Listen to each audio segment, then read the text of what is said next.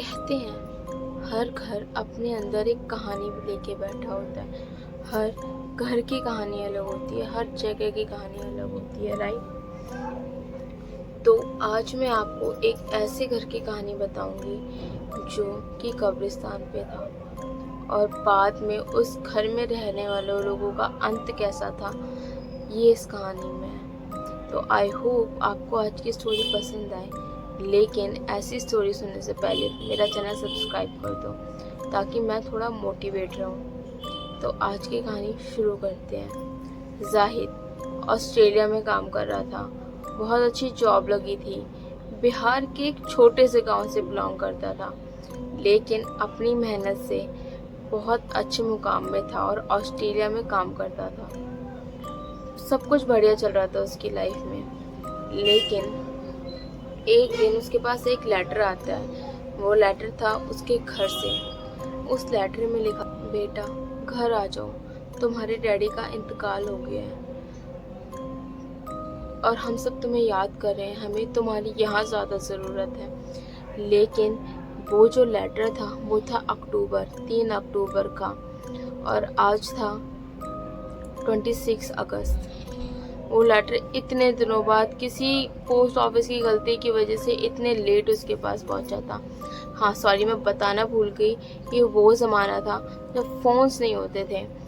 लोग लेटर्स के थ्रू अपनी बातें कहते थे, लेटर्स के थ्रू अपनी बातें समझते थे। ये देख के बहुत परेशान था क्योंकि वो लास्ट राइड भी अपने पापा की अटेंड नहीं कर पाता।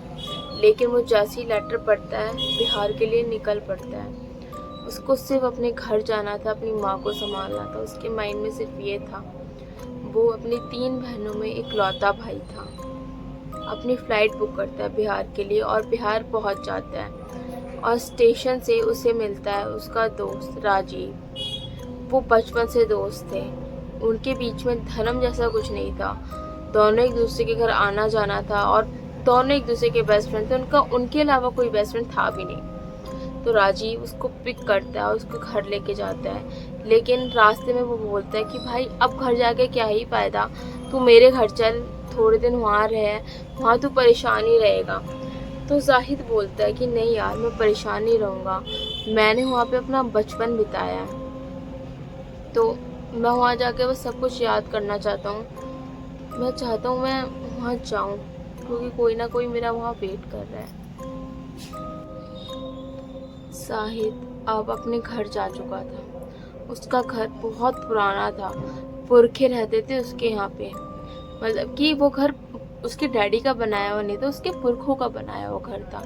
वो इतना पुराना हो चुका था और जैसे आजकल की दीवारें होती है ना, 2 इंच की दीवारें होती हैं, वो घर की दीवारें कुछ दीवारें 4 इंच की थी और कुछ दीवारें 6 इंच की थी, लेकिन उन दीवारों तक में क्रैक आ चुके थे। तो सोचिए वो घर कितना ही पुराना होगा। जाहिद जाता है और सिर्फ अपनी अम्मी को ढूंढ रहा होता है। उसको अम्मी मिलती तो है, लेकिन उसकी मम्मी बहुत दुखी होती है। वो जाहिद को देख के बस इतना बोलती है कि बेटा तुमने बहुत लेट किया, तूने बहुत इंतज़ार कराया हमें, अब मत जाना बस कहीं पे भी, हम नहीं रह सकते तुम्हारे बिना। तो बस अपनी मम्मी को थोड़ा संभालता है और सब बातचीत करता है। फिर वो बोलता है कि अम्मी अब तो यहाँ कुछ भी नहीं है, थोड़ा फ्रेश होके बात करता है अपनी अम्मी से। तो वो अपनी अम्मी से बोलता है कि अम्मी यहाँ तो अब कुछ भी नहीं है, हमको ना चलना चाहिए, हम दोनों ऑस्ट्रेलिया शिफ्ट हो जाते हैं, बहुत अच्छी लाइफ है वहाँ से, और यहाँ आप क्यों ही रह रहे हो, यहाँ है क्या मुर्दों के अलावा।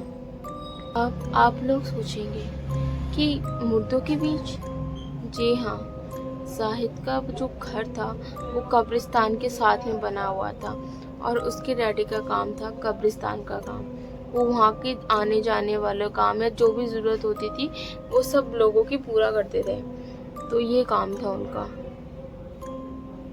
तो वो बोलता है माँ मैं तुझे यहाँ छोड़ के तो नहीं जाऊँगा, देखो मेरे साथ ही चलना पड़ेगा क्योंकि यहाँ कब तक रहेगी और परेशान ही रहेगी अगर रहेगी तो। अब उसकी माँ बोलती है बेटा जब तक तुम्हारे डैडी जिंदा थे मैं कभी यहाँ से बाहर नहीं निकली, हमने हमेशा अपनी ज़िंदगी यहीं काट दी, लेकिन अब तुम्हारे डैडी तो यहाँ नहीं है, लेकिन मैं फिर भी यहाँ से नहीं निकल पा रही। कुछ चीज़ें हैं जो मैं तुम्हें नहीं बता पाऊँगी, लेकिन मैं अगर इस घर को छोड़ भी दूँ ना, ये घर मुझे नहीं छोड़ेगा। तो ज़ाहिद को लगता है कि ये क्या बात है, मम्मी को जाना नहीं है तो ये सब मम्मी बोल रही है, वो ये सब सोचता है। तो उस रात तो वो जैसे तैसे वहाँ निकाल लेता है।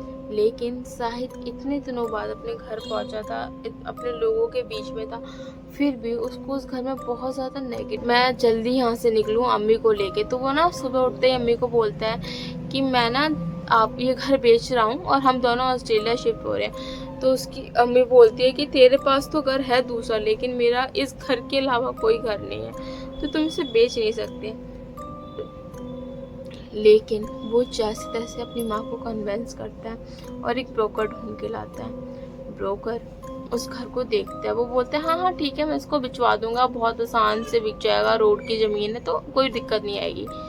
लेकिन जब वो उस घर के अंदर जाता है, उसका गला उसी टाइम से चोक होने लगता है हल्का हल्का। लेकिन वो ये बात जाहिद को नहीं बताता। लेकिन जब वो उस घर में अंदर घुस के ये चीज़ बोल रहा होता है ना कि हाँ मैं इस घर को बेच दूंगा आराम से, तभी उसका गला इतनी तेज चोक हो जाता है, ऐसा लग रहा था कि किसी ने उसका गला पकड़ रखा हो। बस ये सब देख के जाहिद फटाफट उसके लिए पानी लेने भागता। उसकी अम्मी पूछती है कौन है, तो वो अम्मी को बोलता है अम्मी ये सब बाद में बताऊंगा, अभी बस पानी दे दो। पानी लेके फिर वो ब्रोकर को पानी देता है। ब्रोकर उसे बस एक चीज़ बोलता है कि इस दुनिया में 3 तरह के लोग होते हैं, जिनको नेगेटिविटी बिल्कुल टच नहीं करती, जिनको थोड़ी टच करती है, और जिन लोगों को टच करने के साथ साथ ये चीज़ें दिखाई भी देती हैं। और मैं वो तीसरे तरह का बंदा हूँ। तो मैं देख सकता हूँ कि तुम्हारे घर के पूरे आसपास बहुत सारी आत्माएं हैं। मुझे नहीं लगता ये घर बिकेगा, क्योंकि अगर बिकेगा तो किसी और को भी साथ लेके जाएगा, तो मैं तो इस घर को नहीं बिकवा पाऊँगा। ये सुन के राजीव को लगता है कि शायद ये घर बेचना ही नहीं चाहता, या फिर कोई प्रॉब्लम है मेरी ज़मीन में, कुछ उसको पता लग गया है, कुछ याद आ गया, इसलिए ये सब कह रहा है। और वो ब्रोकर वहाँ से चला जाता है। फिर राजीव जैसे तैसे रात काटता है, लेकिन उसे पूरी रात फील हो रहा होता है कि कोई उसके साइड में सोया हुआ है, और वो एक ही करवट में पूरी रात गुजार देता है, इस डर से कि अगर मैं पलटूंगा और मुझे वो दिख गया तो मैं क्या करूँगा। वो पलटता ही नहीं है। अगली सुबह वो अपनी मम्मी को ये सब बताता है, तो मम्मी कहती होता है कभी कभी सबके साथ हो जाता है ये सब। वो इस बात को बदलने की कोशिश कर रही थी या टालने की कोशिश कर रही थी। अब होती है दोबारा रात, तीसरी रात शाहिद को नींद नहीं आ रही थी। उसे डर लग रहा था कि वो कैसे सोएगा, 2 दिन से तो ढंग से सो भी नहीं पाया है। वो बस थोड़ा सा बाहर टहलने के लिए निकलता है और वो देखता है कि एक कब्र के पास एक साया है, और वो बस ध्यान से देखता है उस साये को। वो थोड़ा चलने लगता है उधर। वो देखता है कि हाँ 100% वहाँ कोई लेडी खड़ी है। तो उसे लगता है कि हाँ लोग आते हैं मिलने के लिए, कभी कभी रात को भी आ जाते हैं, हमारे साथ तो ये कितनी बार हुआ है। लेकिन जब वो उस कब्र के पास पहुँचता है, वहाँ कोई नहीं होता, वो कब्र खाली होती है। लेकिन उस कब्र में चौंकाने वाली बात थी कि वो कब्र ताज़ी लग रही थी, और वहाँ कोई फूल नहीं था, कुछ नहीं था, और ना कब्र पे किसी का नाम लिखा था। ये देख के जाहिद को थोड़ा अजीब तो लगता है, लेकिन वो चुपचाप आके लेट जाता है।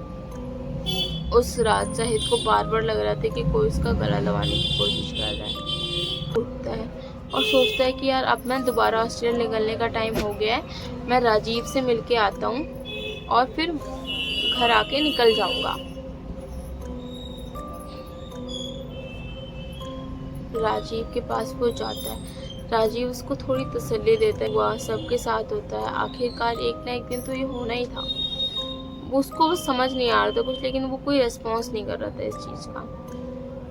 अब जाहिद दोबारा अपने घर पे आता है, और अब वो रुकता है चौथी रात को दोबारा उसे फील होता है कि उस कब्र के पास कोई है। तो राजीव सोचता है कि मैं देख के आता हूँ इस बार, तो आज तो मैं पक्का देख लूँगा। और जैसे ही वो उस कब्र के पास पहुँचता है, उसे दिखती है उसकी अम्मी बैठी हुई वहाँ पे, जो तेज़ तेज़ रो रही थी। साथ में वो ये देख के बहुत परेशान हो जाता है। उसको लगता है कि अम्मी रह नहीं पा रही है अकेले, इतने साल का साथ था, ये सब सोच के माइंड में आने लगता है। लेकिन बहुत चौंकाने वाली बात ये है कि उसको साथ में बैठे हुए दिखते हैं उसके अब्बा, जिनका खत पढ़ के वो इंडिया आया था, वो बिहार में आया था, वो उनको ही उनके सामने देख रहा था। ये देख के राजीव बहुत ज़्यादा डर जाता है और वो ज़मीन पे गिर जाता है। तभी उसके अब्बा खड़े होते हैं और बोलते हैं कि बेटा तुमने बहुत देर कर दी, हमने तो बहुत इंतज़ार किया था।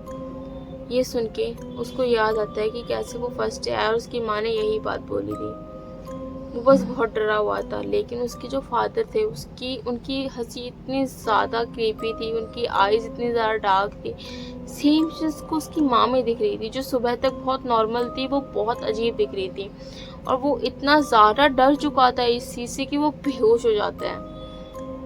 अब अगली सुबह हो जाती है। अगली सुबह वो उसी जगह पे उठता है, लेकिन उसे लगता है कि उसने सपना देखा, वो यहाँ बेहोश हो गया था। इतनी टेंशन चीज़ें चल रही हैं उसकी लाइफ में, इसलिए वो बेहोश हो गया था। वो वापस जाता है, अपनी माँ को आवाज़ लगाता है और उसको उसकी माँ रिस्पॉन्स भी करती है। फिर वो माँ को बोलता है कि माँ मैं जल्दी आ जाऊँगा, मेरे को ऑस्ट्रेलिया जाना है, अपने कुछ काम निपटाने हैं, फिर हम यहीं रहेंगे क्योंकि आप तो वहाँ जा नहीं रहे हो। तो उसकी माँ बोलती है ठीक है, लेकिन जल्दी वापस आना, मैं इंतज़ार करूँगी, अब मेरा कोई नहीं है यहाँ पे। वो निकल जाता है ऑस्ट्रेलिया के लिए। और जब वो ऑस्ट्रेलिया पहुँचता है तो उसके पास बहुत सारे लेटर जमा हो रखे थे उसके लेटर बॉक्स में। वो एक एक लेटर पढ़ना शुरू करता है और उस लेटर बॉक्स में राजीव का भी लेटर था, जिसमें लिखा था कि तुम्हारे अब्बा के इंतकाल के 8 दिन बाद तुम्हारी अम्मी का भी इंतकाल हो गया। उसका माइंड उसी वक्त ब्लॉक हो जाता है कि इतने दिन वो जिसके साथ रह के आया है वो कौन था। वो अपना काम जितना निपटा सकता था उसी दिन में निपटाता है और अगले दिन ही बिहार के लिए फ्लाइट लेता है। वो आता है, उसे पता लगता है सब कुछ और फिर वो दोबारा उस घर में जाता है। और उस घर में जाते ही इस बात सिर्फ उसे आवाज़ आई कि बेटा तुम बहुत लेट आए हो, हमने बहुत इंतज़ार किया। लेकिन वो समझ चुका था कि क्या सच है क्या झूठ है। वो पलट के नहीं देखता। वो बोलता है कि माँ मैं राजीव के यहाँ था, मैं गया ही नहीं था, अब मैं जा रहा हूँ, जल्दी आ जाऊँगा। और ये बोल के वो ऑस्ट्रेलिया के लिए दोबारा निकल जाता है। उस दिन के बाद वो कभी उस जगह पे वापस नहीं लौटता। लेकिन राजीव के मन में हमेशा ये सवाल था कि क्या उसकी माँ की आत्मा उससे मिलने के लिए वहाँ बैठी हुई थी, क्योंकि उसने कभी उसको हर्ट नहीं किया। वो इतने दिन रहा, नॉर्मल था सब कुछ। तो इस चीज़ का जवाब कभी भी नहीं मिल पाया जाहिद को। लेकिन लोग कहते हैं कि अभी भी हर अमावस्या की रात वहाँ पे 2 बुजुर्ग लोग देखते हैं जो खिड़की से बाहर किसी का वेट कर रहे हैं। शायद वो किसी अपने या अपने बेटे का ही वेट कर रहे हों। आज उस घर में कोई नहीं रहता, लेकिन लोगों को उस घर से गुजरने में भी डर लगता है। तो आई होप आपको आज की स्टोरी अच्छी लगी हो। ऐसी स्टोरी के लिए आप मेरा चैनल सब्सक्राइब कर दो। And thank you for watching this video.